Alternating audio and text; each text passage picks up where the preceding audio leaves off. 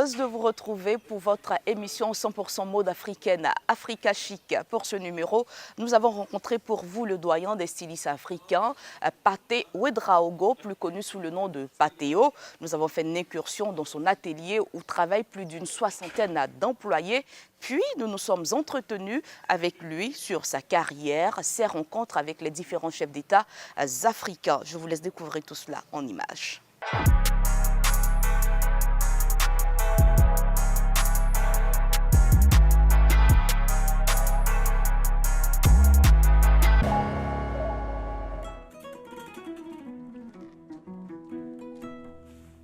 Trècheville, avenue 19, rue 22 Barré, c'est dans ce quartier populeux de la capitale ivoirienne que se trouve l'un des plus grands ateliers de couture de la Côte d'Ivoire. Dans cet atelier, l'ambiance est criarde et les employés sont à l'ouvrage à temps plein sous le regard du grand patron, Pathé Ouedraogo, dit Pathéo.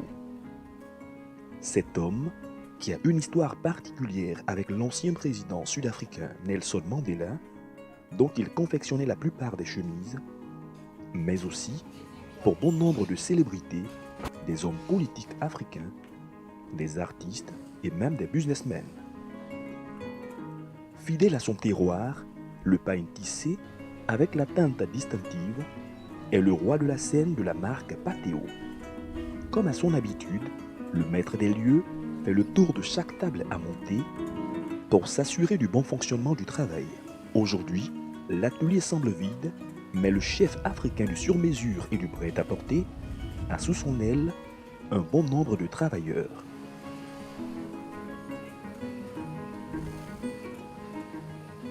Vous avez des apprentis, vous avez des stagiaires, vous avez maintenant des employés. Il y a 3 catégories de personnes ici. Stagiaires, c'est beaucoup de jeunes gens, vous voyez les jeunes filles aussi, qui ont fait des écoles de couture, qui viennent par faire leur savoir-faire. Ensuite aussi les apprentis, et ils commencent vraiment au bas de l'échelle.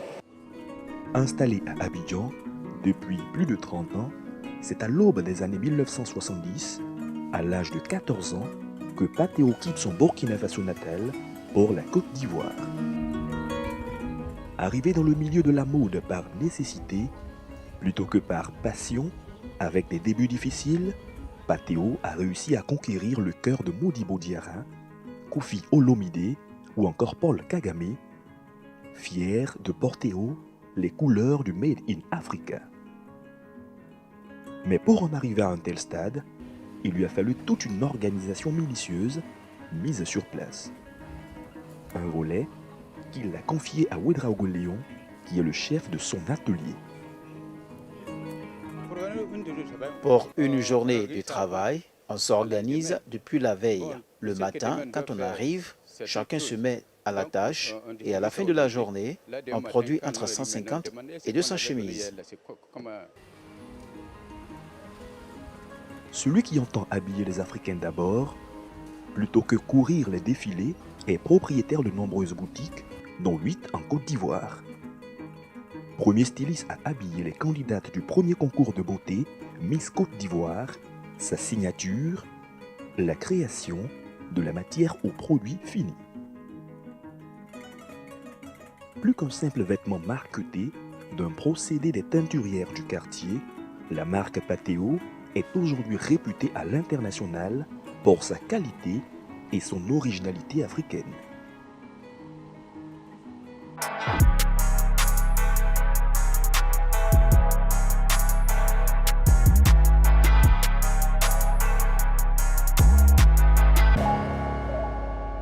Comme vous le constatez, nous sommes en compagnie du doyen des créateurs africains, celui-là même qui a habillé les plus grands chefs d'État africains. Pathéo, bonjour, merci de nous recevoir ici même dans votre boutique. Bonjour.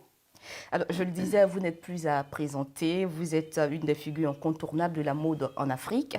On retrouve votre griffe aujourd'hui dans tous les coins du continent, dans le dressing de tous les chefs d'État. Mais d'où est partie la marque Pathéo? Une marque,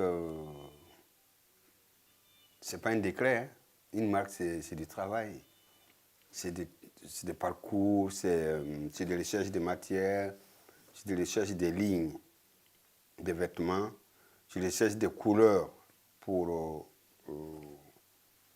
avoir une cible à laquelle on reste fidèle et on travaille pour cette cible-là. Et puis, ça prend vraiment beaucoup de temps en Afrique avant que ce soit une marque. Il faut d'abord qu'on commence par parler de vous, ensuite par être convaincu de vous. Alors, avant d'arriver à ce niveau, votre ligne aujourd'hui est très prisée. Là, on se rappelle, le feu président Nelson Mandela aimait s'habiller en patéo. Racontez-nous cette histoire, votre rencontre avec Nelson Mandela. Bon, vous savez, la vie, c'est des destins. Hein. C'est un destin, puisque là, lui, moi, je suis né dans un petit village au Burkina Faso, c'est loin. Et lui, il est quand même l'homme le plus connu de la Terre, et qui se trouve à Johannesburg, quelque part là-bas, voilà. Et la rencontre, on ne pouvait pas imaginer. Et puis surtout un couturier. En Afrique, pour le moment, le couturier, c'est quoi? Le couturier, c'est celui qui n'a pas réussi, qui vient à la mode, celui qui n'a pas été loin à l'école, qui vient à la mode, mais qui n'a pas la famille. Voilà, donc là, c'est comme ça. Donc nous, on voit ça comme ça. Et de là à rencontrer quelqu'un comme Mandela, je dirais que c'est aussi un destin. Hein. Voilà, donc je veux dire, c'est des passages ici, Myriam Makeba, qui je connaissais bien, qui était en exil à l'époque en Guinée, pendant l'apartheid. Hein. Et après l'apartheid, elle rentrait à Johannesburg et elle m'avait invité une fois là-bas pour faire un défilé parce qu'elle a trouvé que ce que je faisais était bien. Mais là, j'avais pas.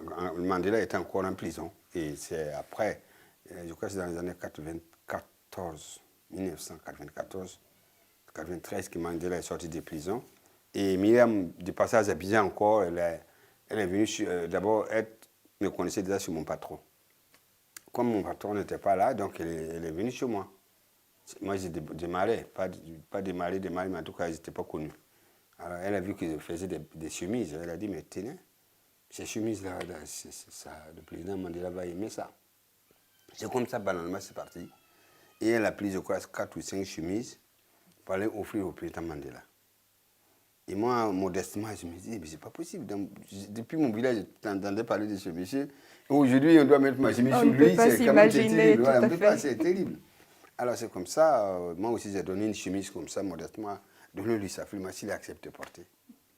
Alors, quand les chemises sont arrivées, bon, alors, il m'a fait une lettre de sa main. Et c'est ça vraiment la différence entre le président Mandela et pas mal de gens. Alors, donc, à la fin de la lettre, il a mis l'Afrique de demain appartiendrait aux créateurs de richesses. Et puis il a dit félicitations, mon fils. C'est comme ça que c'est signé. Aujourd'hui, la marque Patéo, c'est tout ce qui est couleur, beau, chic et autres. Mais pourquoi avoir choisi justement ce tissu-là pour faire votre matière de base? Bon, je me dis que c'est aussi simple, hein, parce que l'Afrique peut se créer des matières.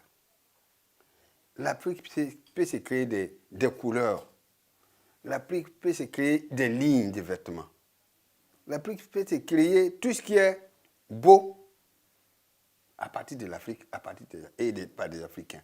C'est ça, en fait, c'est tout simplement ça. Je me dis que je ne peux pas être concurrent sur des gens, sur le terrain des gens. C'est-à-dire que moi, si quel que soit ce que je sais faire, sur les marchés européens, je ne peux pas être un concurrent là-bas. Ce n'est pas possible. Parce que il y a des années, ils se sont perfectionnés, ils ont les matières, ils ont des techniciens, ils ont les matériels de travail, ils ont maintenant le marché, et il y a le consommateur. Alors qu'en Afrique, nous commençons. Alors, si nous voulons les tricher, on ne va pas sortir, c'est-à-dire qu'on n'avancera pas. C'est-à-dire qu'on va toujours rester dans la tricherie, à vouloir être comme d'autres, à vouloir faire ce que l'autre fait. Non, faire comme ce qu'il fait l'autre, non. C'est pour ça que je dis non. Il faut qu'il y ait une matière Patéo, une matière qu'on a travaillé, façonné et imaginé par la maison Patéo. C'est comme ça que c'est venu. Quand on sait que sur le continent, les gens n'aiment pas trop consommer local, si on peut le dire comme ça, ils sont un peu réceptifs à tout ce qui est fabrication locale et autres. Comment vous avez pu réussir à vous imposer? En Afrique, travailler, ce qui ne vient pas ailleurs, c'est comme si on prenait un risque. Alors pour moi, ce n'est pas un risque, c'est tout à fait logique. Que je fasse mes recherches en Afrique, que je fasse porter les Africains à partir de ce qui est fait en Afrique, à partir de ce qui est produit par les Africains, à partir des possibilités qu'on a en Afrique. Voilà. Donc pour moi, il n'y a même pas... la question ne se pose même pas. Ils sont obligés de toute façon, quoi qu'on dise, ils finiront par être africains. Même si pour le moment, les gens pensent qu'ils ne sont pas africains à 100%, ils vont revenir à 100% africains. Ça, au moins, c'est sûr. Parce que tout le démontre. Un retour Dans notre matière, dans nos mandats, enfin, dans notre mental, dans notre façon d'être, on est africain. Donc, pourquoi le nier? Autant travailler comme un Africain et autant satisfaire les Africains. Et on restera africain. Voilà, c'est ça comme ça, moi, je pense. Alors, Patéo, vous avez eu des collaborations avec d'autres marques européennes, même africaines? Oui, bon, la dernière, c'est avec la maison Dior. C'est vraiment une grande expérience.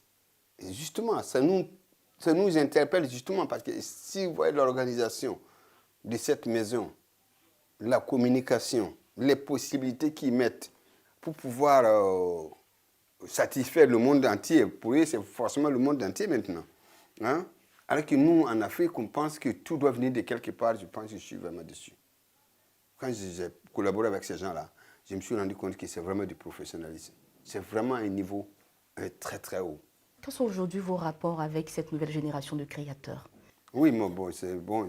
Là, tout le monde, toute la jeunesse, en tout cas, tous ceux qui sont connus en Côte d'Ivoire, je ne pense pas s'il y a un coup de qui est connu en Côte d'Ivoire qui n'a pas passé par ma maison, soit pour demander un conseil, soit pour avoir des idées, soit pour être formé, ne serait-ce que quelques temps. En tout cas, je peux dire dans ce sens-là que j'ai beaucoup de respect pour ces jeunes-là, des jeunes talents. Il y en a beaucoup. Et eux aussi, ils ont beaucoup de respect pour moi. Et tout le monde m'appelle papa. Évidemment. Alors, vous êtes chantre de la nouvelle pensée continentale.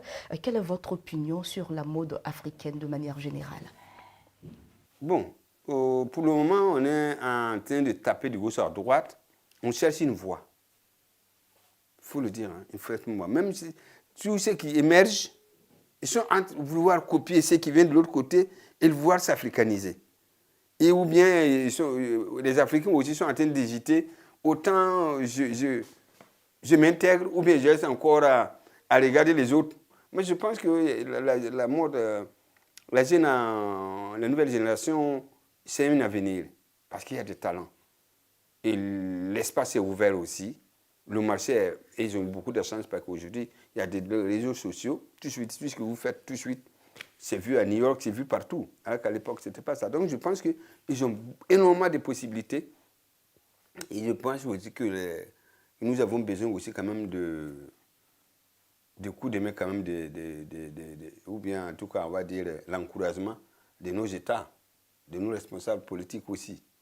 Patéo, merci beaucoup de nous avoir accordé cet entretien. Merci. Ce fut un plaisir pour nous d'être en votre compagnie pour ce numéro d'Africa Chic. Merci beaucoup. C'est vraiment partagé. Merci beaucoup.